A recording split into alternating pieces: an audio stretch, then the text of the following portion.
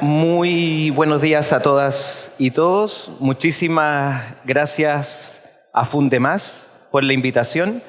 Estoy muy orgulloso de poder contar algo de la experiencia que tenemos en nuestro país para enfrentar muchas de las cosas que nos mencionaron las autoridades en el bloque anterior y en la conversación. Tengo además el encargo, los chilenos tenemos fama de hablar muy rápido, así que espero hablar un poco más lento para poder explicarme bien. Así que muchísimas gracias, Tomás, por la invitación y a todo tu equipo por esta invitación. Voy a comenzar. El objetivo de mi presentación tiene que ver cuáles son los retos y las oportunidades público-privadas. El señor ministro nos hablaba de la importancia de la regulación y en nuestro país hemos enfocado este trabajo en cómo el regulado y el regulador pueden establecer una hoja de trabajo en conjunto que permita ser más ambiciosos en la obtención de objetivos climáticos. Por lo tanto, voy a contar un poco brevemente de un contexto relacionado con cambio climático, algo que en nuestro país hemos denominado la transición socioecológica justa para las comunidades también que son más vulnerables a los efectos del cambio climático. Hace 2 años promulgamos una ley marco de cambio climático que ha dado una fuerte institucionalidad a este trabajo. El enfoque que tenemos en la adaptación, nosotros como Chile y también como ustedes como El Salvador, somos países que generamos pocos gases de efecto invernadero en comparación con el mundo, pero somos muy vulnerables a sus efectos. La Agencia de Sustentabilidad y Cambio Climático, los acuerdos de producción limpia y algo que creo que puede ser de mucho interés, que se relaciona con la importancia que hablamos del financiamiento y es cómo la institución a la cual represento entrega cofinanciamiento a las asociaciones industriales para generar modelos de trabajo en la sustentabilidad y finalmente experiencias colaborativas público-privadas donde se han podido adaptar las empresas al cambio climático.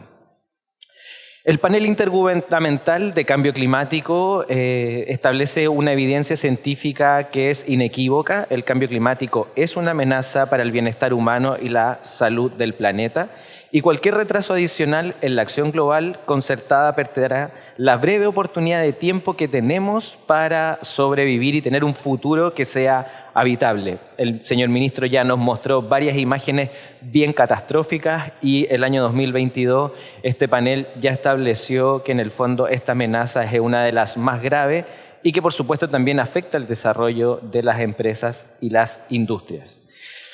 Hoy día hablamos ya de cómo nos adaptamos al cambio climático. Quizás ustedes recordarán que hace algunos años atrás todos los esfuerzos apuntaban a evitar el aumento en la temperatura, a la importancia de mitigar los gases de efecto invernadero, pero hoy día la necesidad es adaptarse al cambio climático, realizando, por supuesto, disminuciones en las emisiones de gases de efecto invernadero. Y en Chile se está avanzando fuertemente en lo que llamamos el modelo de desarrollo de transición socioecológica justa. Acá estamos hoy, ese es nuestro presente, tenemos al año 2030 los objetivos de desarrollo sostenible, que son 17 objetivos que se enmarcan para tener un mejor futuro. Y en la línea que está diagonal hacia abajo es donde el calentamiento global aumenta el límite y la adaptación no es posible y se socava el desarrollo sostenible. Por otra parte, tenemos el desarrollo sostenible que está habilitado por la adaptación. Allá es donde queremos estar. Hablamos de espacios de bienestar, de baja pobreza, de ecosistemas saludables, de equidad y de justicia y, por supuesto, un bajo riesgo a los desastres naturales. Por lo tanto, esa es la ruta que nosotros queremos promover. En nuestro país tenemos un problema de seguridad hídrica. Hablábamos en el panel anterior también de que cuando llueve mucho también hay un problema porque tiene que ver con cómo gestionamos de manera eficiente el agua.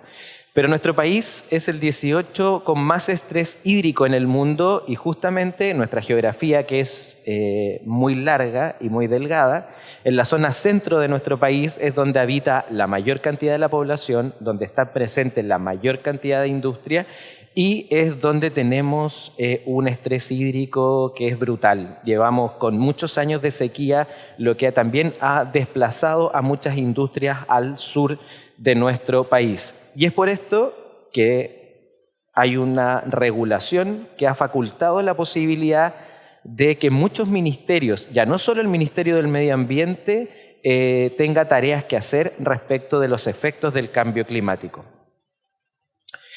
Esta ley de cambio climático que se promulgó hace 2 años propone que seamos carbono neutral y resiliente al clima a más tardar al año 2050, lo que suena, por supuesto, objetivos bastante ambiciosos. Pero para eso tenemos objetivos y metas, tenemos una estrategia climática de largo plazo y tenemos una contribución determinada a nivel nacional, que es la NDC, que Tomás comentaba también en el panel anterior.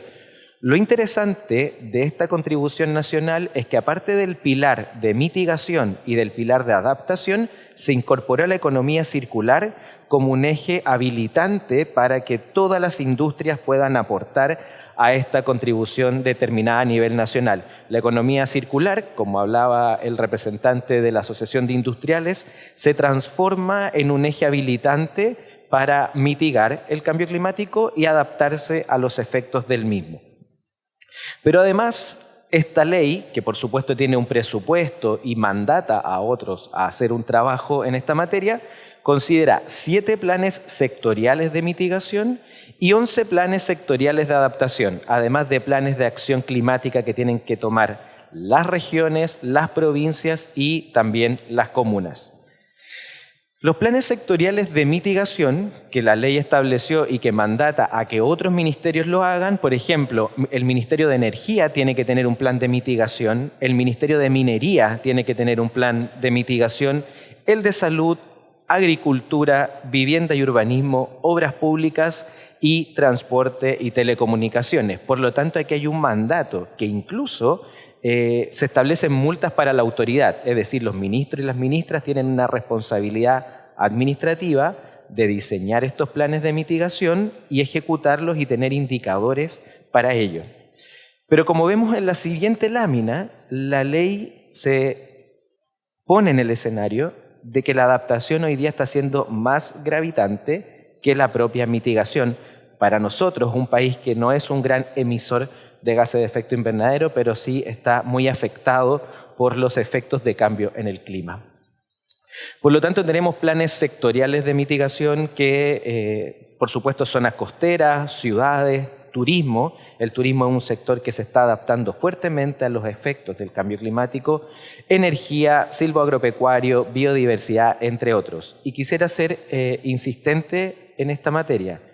No significa que el Ministerio del Medio Ambiente tenga que elaborar estos 11 planes. Esta es una tarea que se delega en otros que tienen la expertise en cada una de estas temáticas.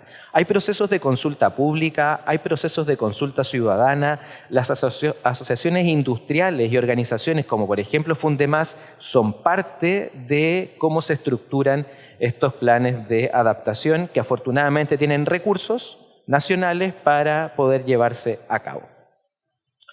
Acá les muestro algunos principios que tiene la Ley Marco de Cambio Climático en el país. Tiene, por supuesto, principios científicos, progresivos, territoriales, preventivos y también precautorios. Y lo que es no menos importante, que todas las medidas tienen que ser costo efectivas. No queremos tener planes que sean letra muerta, sino que sean planes que permitan que efectivamente se movilicen a los sectores productivos y también a los ciudadanos y las ciudadanas de nuestro país. Esta Ley Marco de Cambio Climático puso en el mismo orden de importancia a la adaptación que a la mitigación.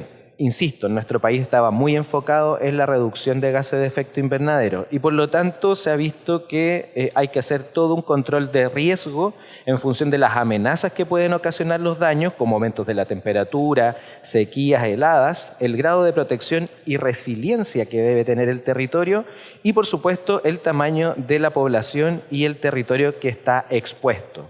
De hecho, en nuestro país, el sistema de evaluación de impacto ambiental, que es el sistema que en el fondo le entrega un permiso a las industrias para operar, incluye la resiliencia y la adaptación como una variable clave en la licencia para operar que tienen los proyectos en nuestro país. Ahora bien, después de este contexto que tiene que ver cómo tenemos una regulación que entrega recursos y da directrices a los ministerios, también esto da directrices a las asociaciones empresariales. Y les voy a presentar la Agencia de Sustentabilidad y Cambio Climático, institución en la cual soy parte. En la estrategia climática de largo plazo aparecemos como una agencia implementadora. Ya vimos que tenemos autoridades sectoriales que tienen que desarrollar los planes y junto a la Corporación Nacional Forestal o a la Corporación de Fomento, la Agencia de Sustentabilidad es una agencia que apoya la implementación en colaboración con el sector privado. Muchos de ustedes podrán pensar que por el nombre, la Agencia de Sustentabilidad pertenece al Ministerio del Medio Ambiente, pero no. Pertenecemos al Ministerio de Economía y tiene que ver con la concepción de que cómo implementamos la estrategia de sustentabilidad en la estrategia de las empresas. Cómo las empresas pueden visualizar, siendo yo ingeniero ambiental, pero pueden visualizar que ser sustentables es un buen negocio. El ahorrar energía, el ahorrar agua o el contar con planes de riesgo de desastre, en el fondo es una inversión en el corto, mediano y largo plazo. Por lo tanto, esta agencia tiene un rol estratégico en la implementación de las políticas. Somos además el punto focal para la transferencia tecnológica y ya les voy a contar, pero contamos con un cofinanciamiento que nos ha permitido movilizar a más de 9.000 empresas en nuestro país. ¿Cómo lo hacemos? Tenemos un instrumento que son los acuerdos de producción limpia, un instrumento que existe por ley en nuestro país y que es un convenio entre una asociación gremial y distintas instituciones públicas. El acuerdo de producción limpia permite que las empresas avancen en carbono neutralidad, seguridad hídrica, resiliencia, transformación tecnológica u otros elementos que se definan, pero no es un acuerdo que se haga con las empresas de manera individual. Sabemos que el desafío de cumplir las regulaciones, de generar empleo, de además tener una serie de regulaciones, es difícil para que las empresas lo puedan hacer de manera individual. Por lo tanto, el principio de colaboración y de asociatividad ha permitido que este instrumento, a través de asociaciones gremiales, genere estándares de sustentabilidad. Y en palabras muy sencillas, un acuerdo de producción limpia es un documento que crea acciones con medios de verificación y en plazos establecidos para que las empresas tengan objetivos de sustentabilidad, objetivos vinculados a temas de cambio climático, pero que no lo hacen de manera individual. Lo hacen en conjunto con otras empresas de su mismo sector productivo y en colaboración con los organismos de la administración del Estado. Los acuerdos los firman los ministerios de Medio Ambiente, de Salud, de Energía o de Obras Públicas y ellos también comprometen tiempo, trabajo y recursos. Por lo tanto, tomándome de las palabras que decía el señor ministro, se sienta el regulado con el regulador a generar un plan de acción de aproximadamente 24 a 36 meses para poder avanzar en todas estas materias. Por supuesto, tenemos un marco normativo respecto a los acuerdos de producción limpia, como ya les mencionaba, estamos reconocidos por ley y además tenemos normas técnicas que el Instituto de Normalización de nuestro país está actualizando regularmente respecto del vocabulario, cómo se hace el seguimiento y control y cuáles son los requisitos de las auditorías. Porque además, todas las empresas que son parte de los acuerdos de producción limpia obtienen una certificación que es reconocida a nivel nacional, es reconocida en el sistema de compras públicas del Estado y por lo tanto también hay un incentivo para que estas empresas puedan diferenciarse de su competencia. Algunos resultados a la fecha: nosotros tenemos más de 220 acuerdos de producción limpia que hemos firmado en nuestra historia, lo que ha implicado la participación de más de 9.500 empresas con más de 16.000 establecimientos. Y la diferencia entre las empresas y los establecimientos es que una empresa tiene más de una instalación. Pasa mucho en nuestro país con la industria del vino, donde una empresa puede tener varias viñas o varias bodegas y se consideran como instalaciones distintas.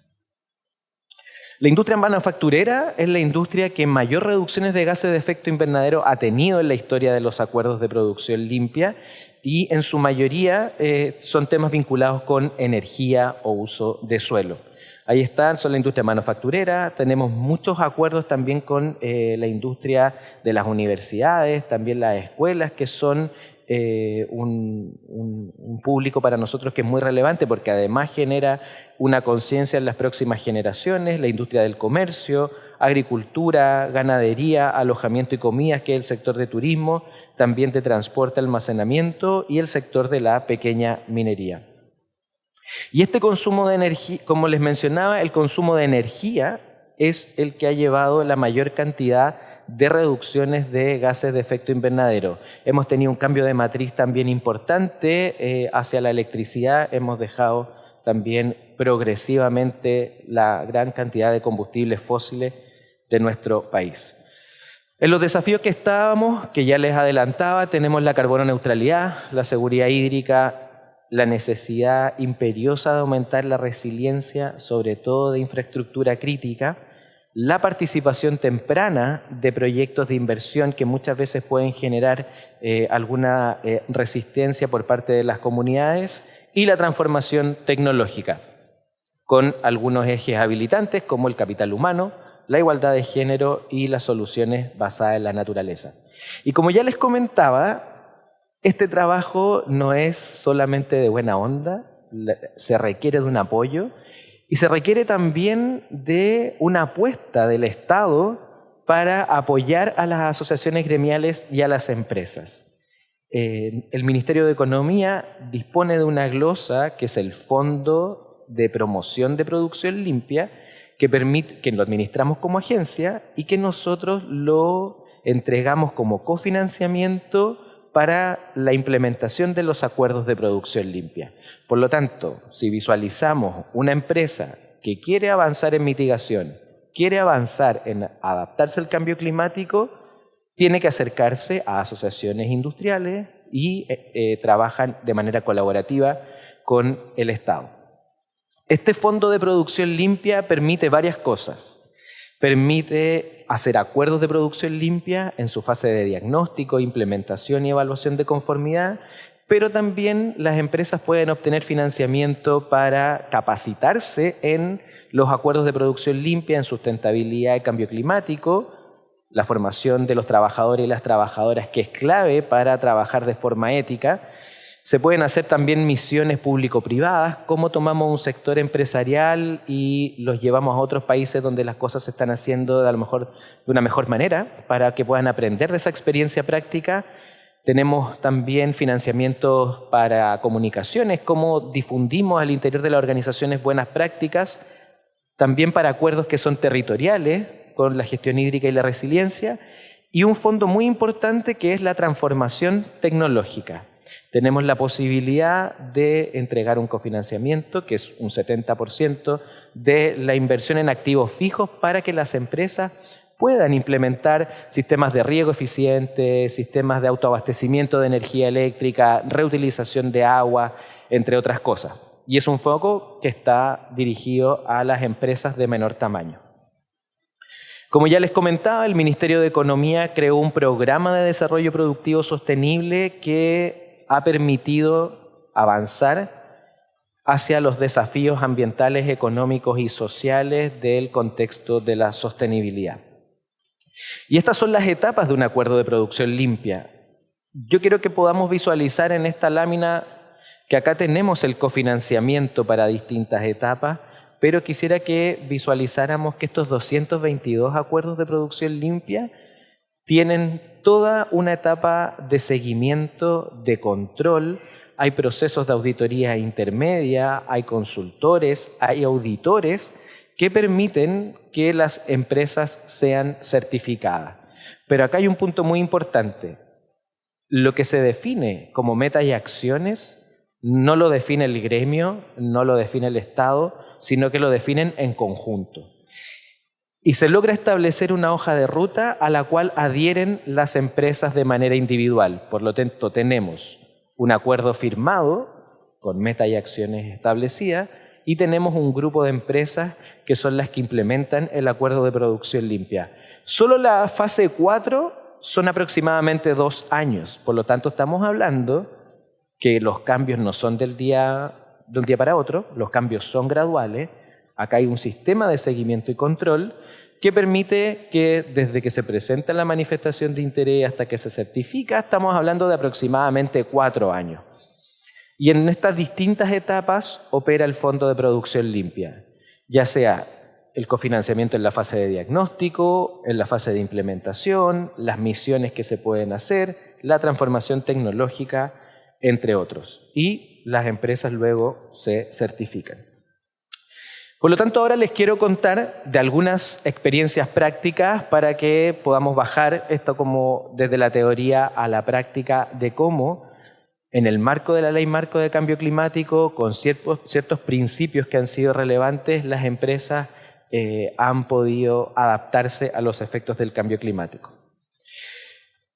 La adaptación al cambio climático, que yo les mencionaba que aparece la Agencia de Sustentabilidad en los planes de adaptación, ha tenido 2 focos importantes. El primero, que tiene que ver con la gestión del consumo de agua. Más allá de años más lluviosos o menos lluviosos, es muy importante cómo organizamos este consumo. Y para esto tenemos un certificado azul, tenemos estrategias hídricas locales y meta de gestión de agua en los acuerdos de producción limpia, lo que se vincula con la NDC, y tenemos otros temas que también son relevantes, como todo lo que tiene que ver con bosques, con biodiversidad y con la reducción de riesgos relacionados con el clima. Aquí quisiera hacer un tema que para nosotros como país es muy relevante porque en general siempre se trabajó, cuando hablábamos de temas vinculados con el cambio climático, a una mirada muy desde la cuenca hacia los territorios, o muy desde la mirada país hacia ciertas regiones.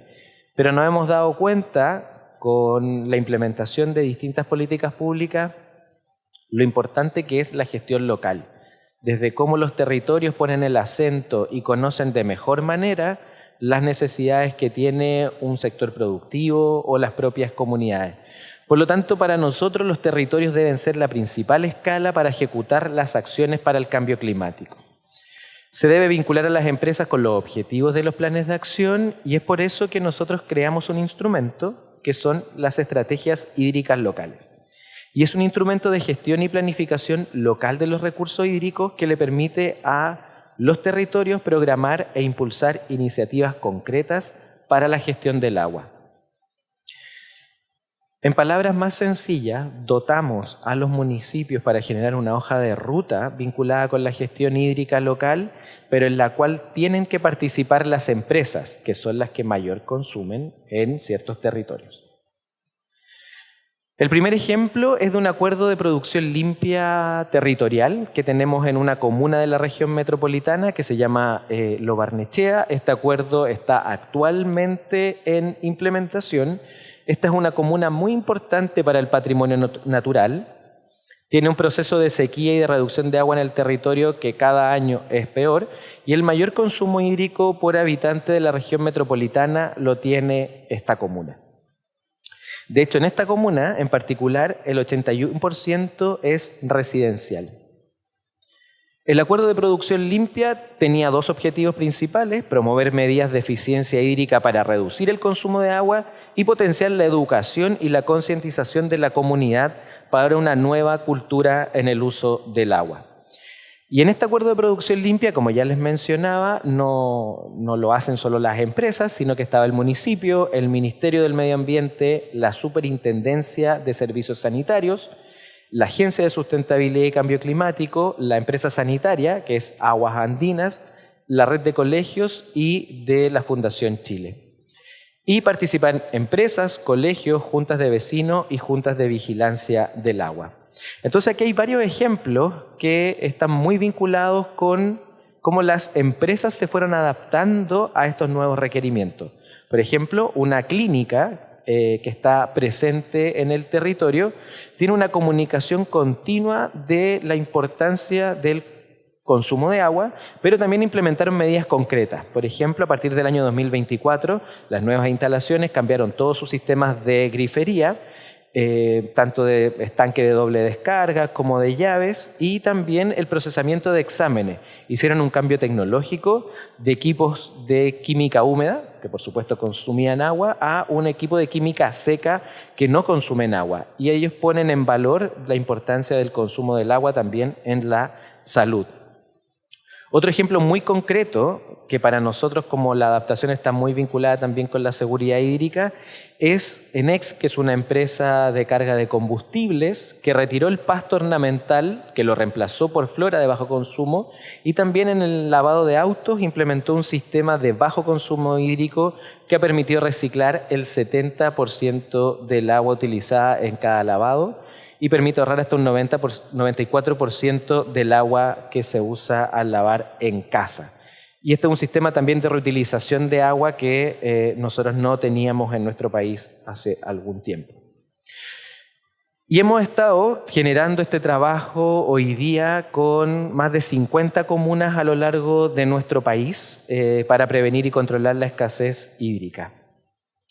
Tenemos todo un trabajo que tiene que ver con levantar una visión hídrica en los territorios, establecer una hoja de ruta y luego generar acuerdos de producción limpia donde no le dejamos la tarea solo al municipio, sino que invitamos a colegios, a supermercados, a las empresas que le proveen servicio a los municipios, para luego entregar un fondo concursable que puedan desarrollar estos proyectos que cada comuna y cada territorio priorice.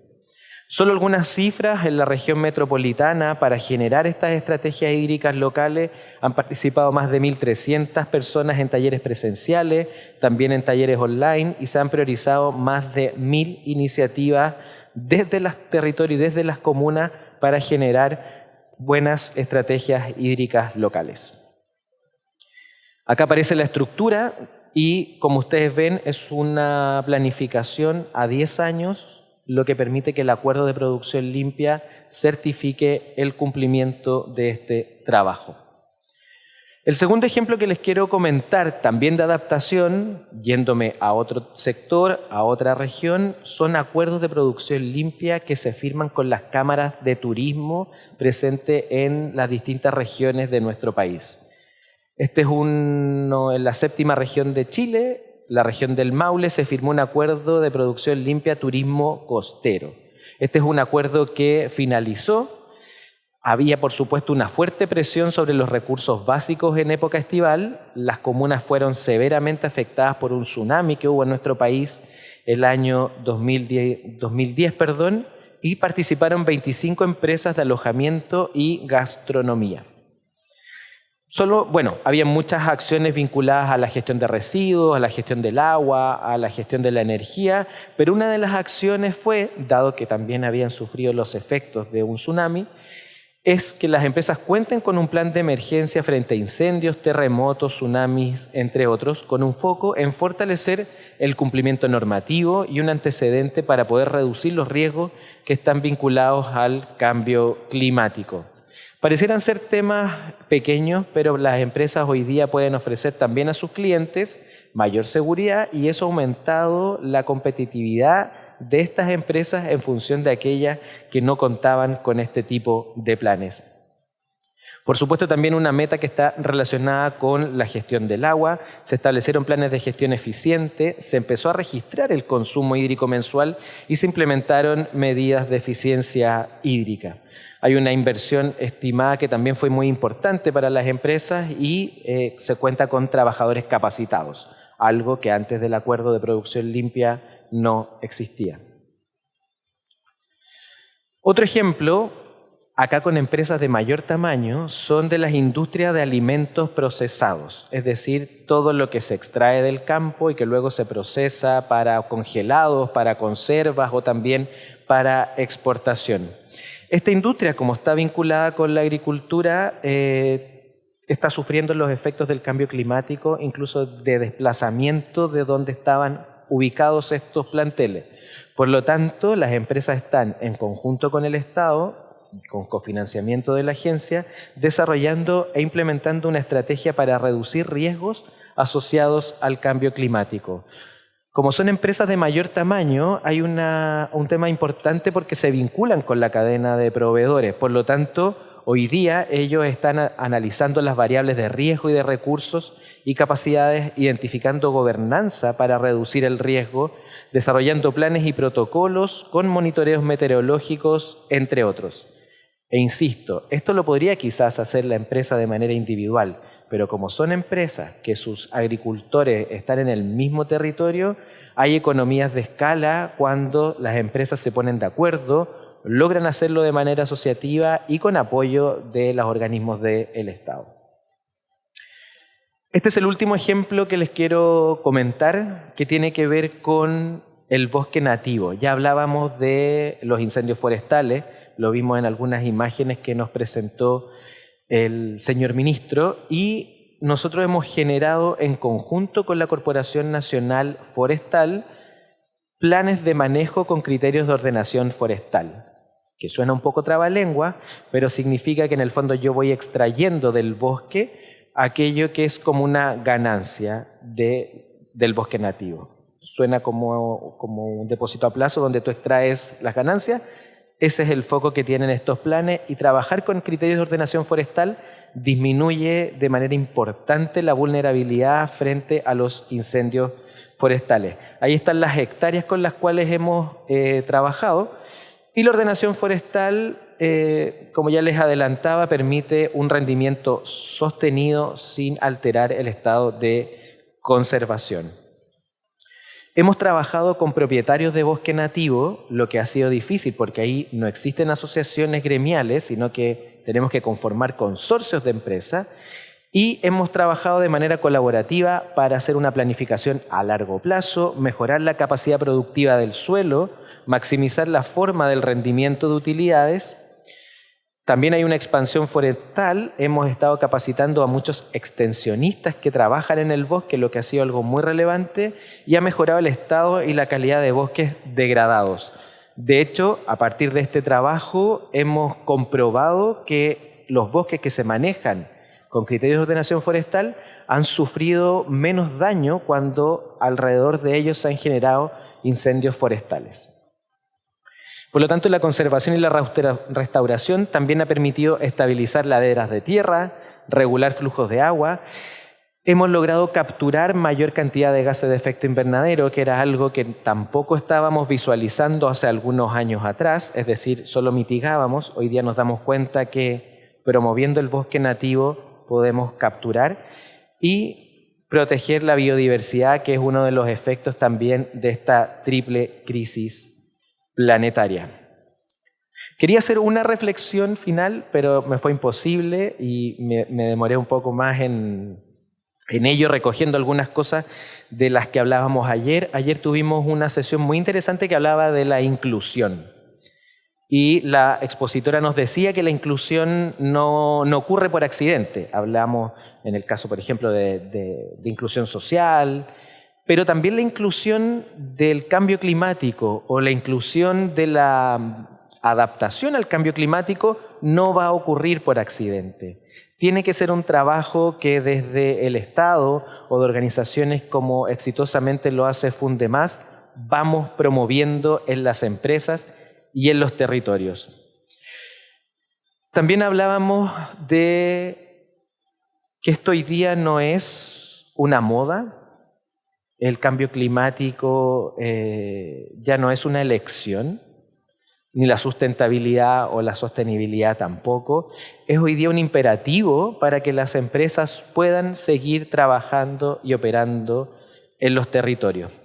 Como ya les decía, es muy difícil para las empresas hacerse cargo o enfrentarse a una serie de regulaciones, a una serie de normas, sobre todo si pensamos en empresas de menor tamaño. Por lo tanto, es un trabajo que es complejo, más aún si se hace de manera individual. Y desde nuestra experiencia se requieren mecanismos financieros de apoyo. No solo desde la banca, sino que también en cofinanciamientos que pueda entregar el Estado de manera de subsidios no reembolsables para apoyar a organizaciones en la promoción de la sustentabilidad. Y por supuesto, hay un desafío para trabajar colaborativamente entre el regulador y los regulados de manera asociativa. Creemos que este modelo es un modelo que se puede poner en valor. Yo tuve la oportunidad hace algunas semanas de conversar con algunos profesionales del Ministerio de Economía de El Salvador, donde se está explorando la posibilidad de trabajar y contar con fondos para este trabajo. Por lo tanto, quiero cerrar con estas reflexiones, comentarles que el trabajo en adaptación es posible, es necesario, es un imperativo para que puedan seguir trabajando, y la invitación es justamente a que no lo hagan solos, que lo puedan hacer en conjunto entre las empresas, entre los territorios, y qué mejor si se puede contar con cofinanciamiento del Estado para avanzar en esta materia. Así que, Fundemás, muchísimas gracias por la invitación y muchas gracias por su tiempo.